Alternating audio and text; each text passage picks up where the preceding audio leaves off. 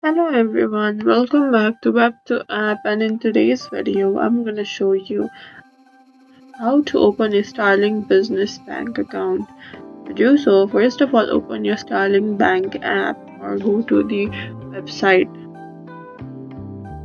Now after opening it, click on apply now. Now in this interface, here you can start your application. You shall provide your name and phone number, but here is the main catch.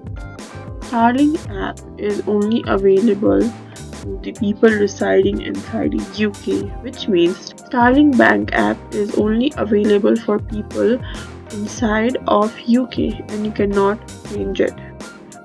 So to be able to access Starling app, you must be residing inside UK. So if you are inside UK and if you can apply for this, then here you can see different sections. From you will need to click on new customer and a business account and your name and your number. Then you can click on start your application.